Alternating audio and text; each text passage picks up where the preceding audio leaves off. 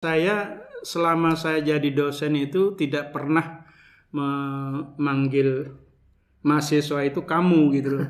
Iya. Saya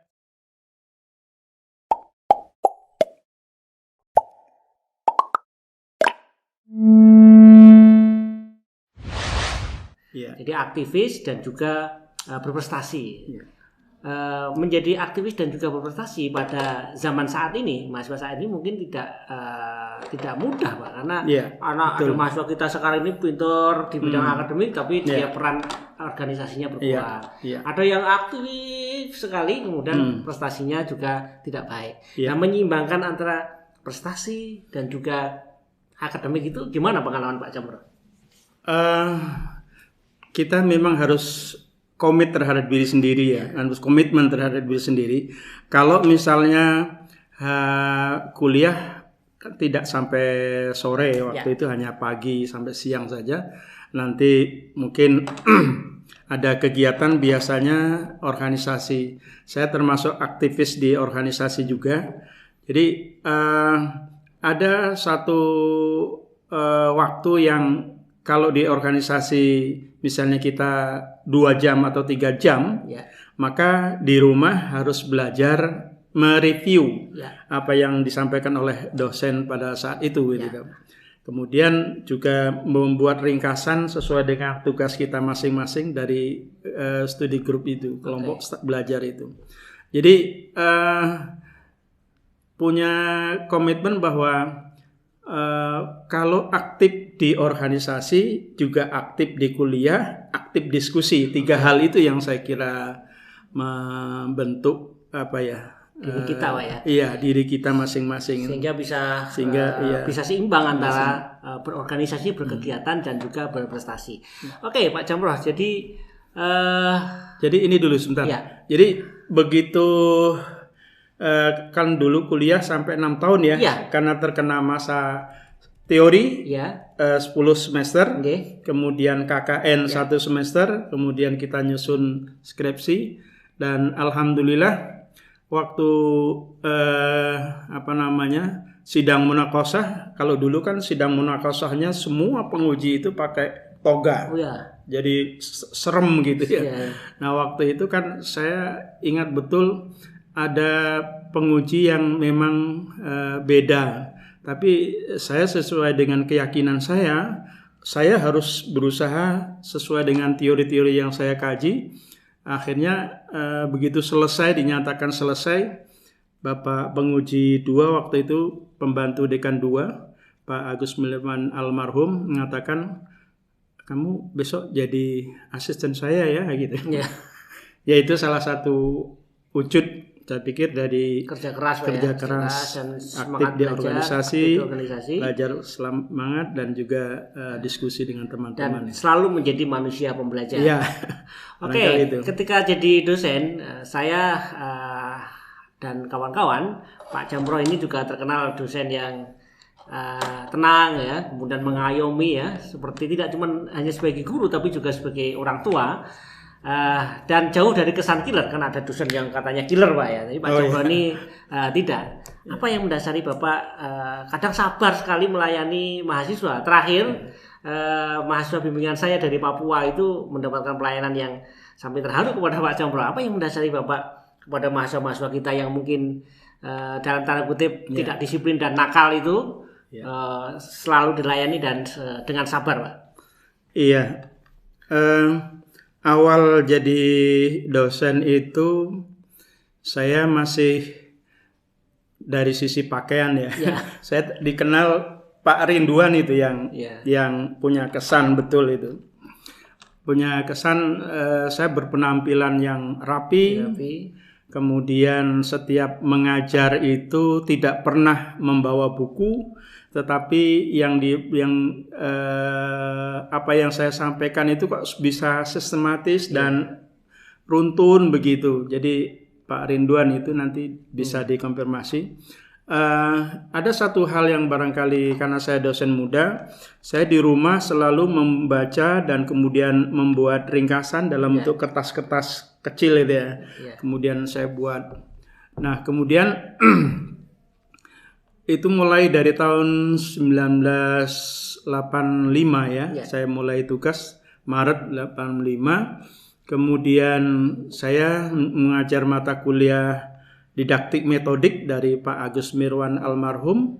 Kemudian berganti-ganti mata kuliah filsafat Pancasila dan sebagainya.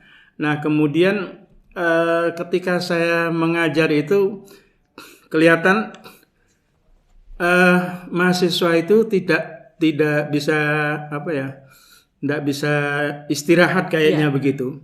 Karena saya tidak pernah duduk jadi dosen, tidak pernah duduk, selalu berdiri. Maaf, pada waktu itu kan alat tulisnya kapur tulis ya. Itu, jadi saya selalu membawa kapur tulis, kadang berjalan mutar-mutar itu dan sebagainya. Saya perhatikan mahasiswa dan ada satu hal yang barangkali tidak pernah terlupakan oleh saya itu, bagaimana saya harus mendengarkan, saya harus menghargai pendapat mahasiswa meskipun itu berbeda.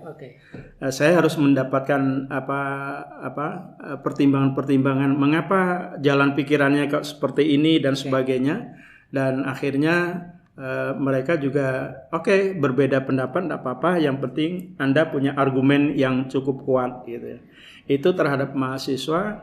Kemudian ada banyak hal yang saya kira mengapa kok saya bisa sabar dan sebagainya. Mungkin begini, tahun 1995 saya di samping jadi sebelumnya saya sudah menjadi koordinator PPL, bukan PPL waktu itu, praktek mengajar di Fakultas Tarbiyah. Kemudian waktu itu saya dikirim ke IKIP ke Yogyakarta untuk mengikuti pelatihan menggunakan media begitu, dan akhirnya saya menjadi orang yang pertama yang memegang kamera video. Itu ya Pak ya. Jadi setiap ada wisuda saya diminta untuk syuting mengoperasikannya. Kemudian saya didik itu Mas Marwanto. Akhirnya setelah itu saya malu juga kan sama-sama dosen kok jadi kamerawan itu. Itu yang pertama kali. Sehingga kalau ada acara-acara di LPP, pengabdian masyarakat dan sebagainya, saya harus terlibat di situ untuk ngambil foto. Nah, di samping itu juga saya mungkin diminta oleh Fakultas Tarbiyah untuk mendesain dulu praktek mengajar. Praktek mengajar, hanya mengajar saja begitu. Kemudian setelah belajar dengan IKIP, dengan Pak Bu Maryam dan sebagainya itu, saya diminta untuk menjadi koordinator PPL di Fakultas Tarbiyah ini. Nah, waktu itu saya mengundang tim Pak Joko, Bu Maryam untuk mentraining dosen-dosen tarbiyah bagaimana membimbing mahasiswa PPL. Karena almarhum Pak dosen saya, Pak Suroyo itu mengatakan, ngapain kita menjadi pembimbing hanya mendengarkan mahasiswa ngomong gitu.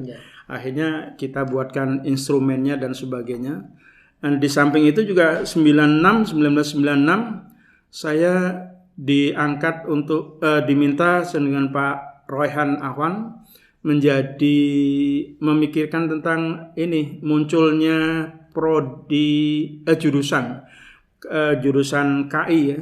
Waktu itu ya Pak. Iya, jadi jurusan KI. Di samping itu juga Pak Agus Mirwan mengatakan, Pak Jamroh, Mas Jamroh, saya beri tugas tambahan lagi untuk menjadi kepala madrasah laboratorium UIN. Jadi waktu itu saya bingung, banyak sekali pekerjaan merangkap itu.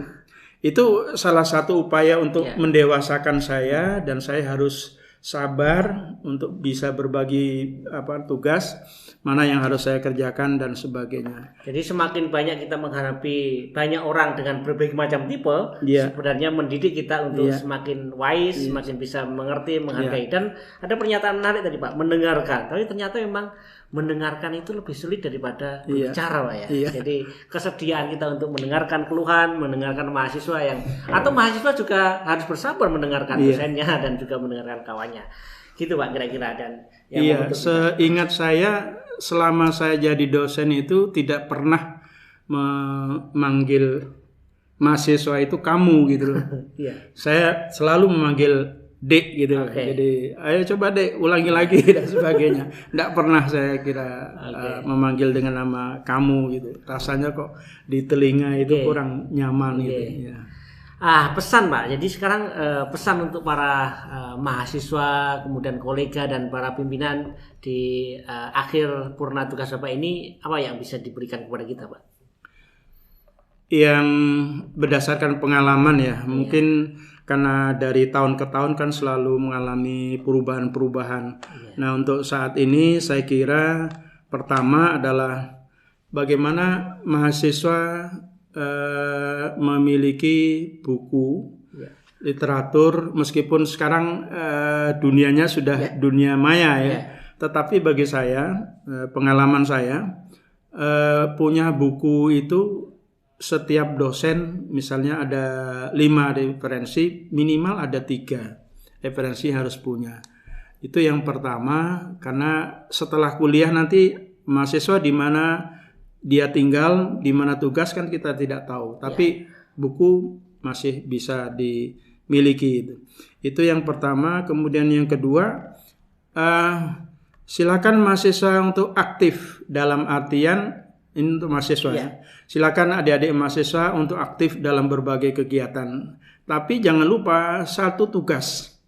Anda ke Yogyakarta ini adalah untuk studi gitu. Untuk belajar. Untuk belajar. Itu yang saya kira sering dilupakan. Karena saya ingat ibu saya pesan jangan lupa belajar. Jadi itu menjadi catatan saya, apapun sibuknya kita dalam berbagai aktivitas, maka belajar tidak dilupakan. Kemudian yang ketiga, bagi adik-adik mahasiswa dan juga teman-teman di prodi barangkali, kolega Pak ya? Iya, kolega, pengalaman di prodi, di kolega, antara yang, maaf kalau saya sebut bahasa yang lama itu senior dengan junior gitu. Antara senior dan junior bukan menjadi persoalan yang harus bersifat heterogen gitu hubungan, tetapi saya anggap itu adalah kolega kita bersama, sehingga ketika ada sesuatu barangkali kita bisa menghormati mereka meskipun dia lebih muda, lebih mungkin baru dan sebagainya, tetapi hormatilah, hargailah apa yang dihasilkan, apa yang telah diperoleh, kita hargai. Oke, teman-teman semua, alhamdulillah baru saja kita berdiskusi, berdialog dan sharing ya, sharing berbagi inspirasi dengan Bapak Dr. Andes Haji Jamroh Latif MSI. Poin penting dari Pak Jamroh yang diberikan kepada kita adalah satu, adalah kita harus menjadi manusia pembelajar dan terus berkomunikasi, menjalin kerjasama, berkolaborasi dengan sesama sehingga kita bisa menjadi manusia pembelajar dan manusia dewasa seutuhnya. Terima kasih Pak Jamroh telah bersama kita. Mudah-mudahan Pak Jamroh kita doakan bersama. Amin. Bersejahtera dan kemudian barokah hidupnya dan bisa mengabdikan dirinya lebih luas di masyarakatnya. Kita akhiri Pojok Tarbiyah, berbagi dan menginspirasi. Assalamualaikum warahmatullahi wabarakatuh. Waalaikumsalam.